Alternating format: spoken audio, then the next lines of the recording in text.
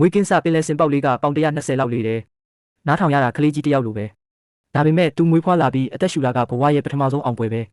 ပင်လယ်စင်အမေပူအားကအနားယူဖို့တောင်မစင်စားနိုင်ဘူး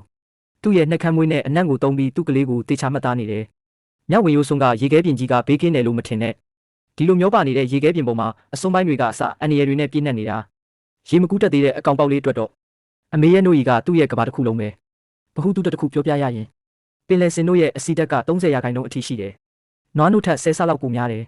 တငုံချင်းစီကဒိန်ခဲလိုမျိုးပြင်းနေပြီးအကောင်ပေါက်လေးကိုအလင်းအမြန်ကြီးထွားစေတယ်ဒါပေမဲ့ဒီလိုကြီးထွားမှုကအလကားရတာတော့မဟုတ်ဘူးစွမ်းရင်ထိမ့်သိမ့်မှုမိရမကဒီနေရာမှာအရန်ကိုရက်ဆက်တယ်အကောင်ပေါက်လေးအသားတချင်တိုးလာတိုင်းကအမေရဲ့ကိုယ်ပေါ်ကနေဓာတ်ရိုက်ကူးပြောင်းသွားတဲ့စွမ်းအင်တွေပဲနို့ဆက်တိုက်နိုင်ဖို့ပူအားကအေးဆက်နေတဲ့ပင်လယ်ရေအောက်ထဲကိုမပြတ်ငုပ်ပြီးအစာရှာရတယ်သူ့ရဲ့ခန္ဓာကိုယ်ကလည်းတရက်ထက်တရက်ပိန်နေလာတယ်ပင်လယ်စင်ပေါက်လေးတစ်ကောင်ကိုပြုစုပြိုးထောင်ဖို့နှစ်တိတိအချိန်လိုတယ်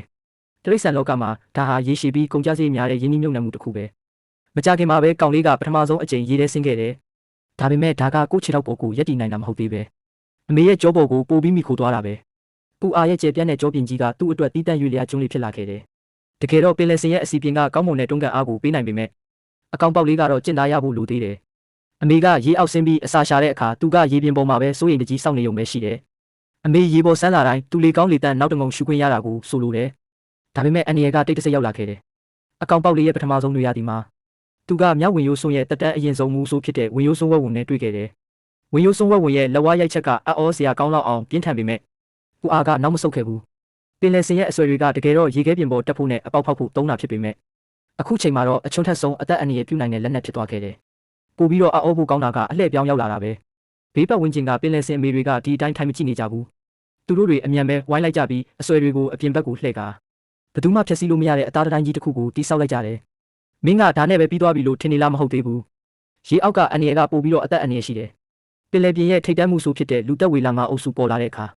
ပင်လယ်စင်တွေကသူတို့ရဲ့အောစရာကောင်းတဲ့အစုအဖွဲ့စိတ်ဓာတ်ကိုထပ်ပြီးပြသခဲ့ကြတယ်သူတို့တွေရေပြင်ပေါ်မှာကြက်ညက်နေတဲ့စဝိုင်းကြီးတစ်ခုလှုပ်လိုက်ပြီးအကောင်ပေါက်လေးတွေအားလုံးကိုအလဲဘဟုမှာကာကွယ်ပေးထားကြတယ်ပူအားကသူ့ကလေးမဟုတ်တဲ့ဘေးကအကောင်ပေါက်လေးကိုတောင်ဘေးကင်းတဲ့စဝိုင်းတွေကိုဆွဲသွင်းပေးခဲ့သေးတယ်ပင်လယ်စင်တွေရဲ့ကဘာမှာတော့ရှင်တန်ချင်းဆိုတာတကူတော့တိုက်ပွဲမဟုတ်ပဲအမေအားလုံးရဲ့စုပေါင်းတာဝန်ဖြစ်တယ်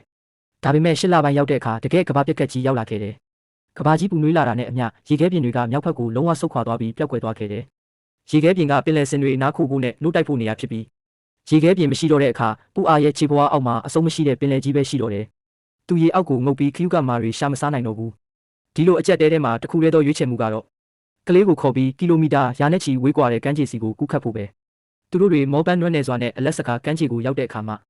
ဒီနေရာကအစောကြီးကလေးကပင်လယ်စင်တွေနဲ့ပြည့်နေနေတာကိုတွေ့လိုက်ရတယ်။အိုးအိမ်မဲ့သွားတဲ့ပင်လယ်စင်တောင်းတဲ့ချီက2ကီလိုမီတာပဲရှိတဲ့ကမ်းခြေလေးပေါ်မှာပိတ်ညက်နေပြီးရှင်တန်နေတဲ့အသားတိုင်းကြီးဖြစ်နေတာ။ဒီနေရာမှာဘေးကင်းလုံခြုံမှုဆိုတာအရန်ကိုကြက်ညက်မှုဖြစ်သွားပြီးဒီလိုကြက်ညက်နေတာကအကြီးမားဆုံးအန္တရာယ်ပဲ။အနှဲငယ်များလှုပ်ခတ်မှုဒါမှမဟုတ်အဝေးကလေရင်ပြန်တန်တစ်ခုကအစတစ်ခုပြီးတစ်ခုပြိုလဲတဲ့အကျိုးသက်ရောက်မှုဖြစ်စေပြီးအသက်အန္တရာယ်ရှိတဲ့နင်းမိမှုကိုဖြစ်ပေါ်စေနိုင်တယ်။ရုတ်တရက်ရုံရင်းဆန်ခတ်ဖြစ်သွားပြီးတန်ပေါင်းတောင်းတဲ့ချီတဲ့ခန္ဓာကိုယ်တွေကယူသွစွာတိုးဝေးလာကြတယ်။ပူအားလည်းခဏချင်းမှာပဲအဲ့ဒီထဲညက်သွားခဲ့တယ်။အကောင်ပေါက်လေးတွေအတွက်တော့အခုချိန်မှာအကြောက်ရဆုံးအန္တရာယ်ကမူဆိုးတွေမဟုတ်ပဲသူတို့ဘေးနားကကြီးမားလာတဲ့အုပ်စုဝင်တွေပဲဖြစ်တယ်။ကလေးကဖိညက်ခံရတော့မယ့်အခြေအနေမှာပူအားကသူ့ရဲ့ခန္ဓာကိုယ်နဲ့အခြားကောင်တွေရဲ့ထက်မြက်တဲ့အဆွဲတွေကိုတောင်းခံပေးထားခဲ့တယ်။သူလုံးဝနစ်မြုပ်မသွားခင်နောက်ဆုံးအချိန်မှာအားကုန်သုံးပြီးကလေးကိုအပြင်ဘက်ကိုတွန်းထုတ်ပေးခဲ့တယ်။နောက်တစ်နေ့မှာနေအောင်ကြီးကကမ်းခြေပေါ်ဖြာကျလာတယ်။ပူအားရဲ့ကိုယ်ပေါ်မှာထူထပ်လာတဲ့ဒဏ်ရာအသစ်တွေကြံ့ရစ်ခဲ့ပေမဲ့ကံကောင်းစွာနဲ့ပဲသူ့ရဲ့ကလေးကအသက်ရှင်သွားခဲ့တယ်။နှစ်ကြာတဲ့အခါကောင်လေးကနောက်ဆုံးတော့ကြီးပြင်းလာပြီးအမေရဲ့ကြောပေါ်စီးဖို့မလိုတော့ဘူး။သူကိုယ်တိုင်ရေငုပ်တက်သွားပြီးအမေငငယ်တုန်းကတင်ပေးခဲ့တယ်လို့မျိုးသူ့ရဲ့ထိခိုက်လွယ်တဲ့နှက်ခမ်းမွေးတွေနဲ့ရေအောက်ခြေကိုလေ့လာနေတယ်။ပူအားရဲ့နှုတ်တိုက်ရမယ့်ကာလလည်းနောက်ဆုံးတော့ပြီးဆုံးသွားခဲ့ပြီးသူ့ရဲ့ခန္ဓာကိုယ်လည်းပြန်လည်ကျန်းမာလာတယ်။ဒါပေမဲ့သူတို့ရင်ဆိုင်ရမယ့်ကဘာကြီးကတော့လုံးဝပြောင်းလဲသွားခဲ့ပြီးတစ်ချိန်ကရေခဲပိတ်နေတဲ့ပင်လယ်ပြင်ကလူသက်ဝေလာငါးတွေအတွက်လမ်းပွင့်သွားခဲ့ပြီးရေအောက်ဂေဟစနစ်နဲ့အစာရေစာတွေကအစာအကြီးအကျယ်ပြောင်းလဲသွားခဲ့တယ်။နောက်မျိုးဆက်ပင်လယ်စင်တွေကတော့မွေးကလေးကရေခဲပြင်တွေကိုဘယ်တော့မှမြင်တွေ့ရတော့မှာမဟုတ်ဘူး။ပူအားသူ့ကလေးကိုမွေးဖွားခဲ့တဲ့ရေခဲပုခက်လေးကတော့အခုတော့ဒီကျေပြန့်တဲ့ပင်လယ်ပြင်ကြီးထဲမှာထာဝရပျောက်ကွယ်သွားခဲ့ပါပြီ။ဒီနေရာမှာပဲဗီဒီယိုလေးပြီးဆုံးသွားခဲ့ပါပြီ။ကြည့်ရှုအားပေးမှုကိုကျေးဇူးတင်ပါတယ်ဖော်လို့လေးနှိပ်ပေးကြပါခင်ဗျာ။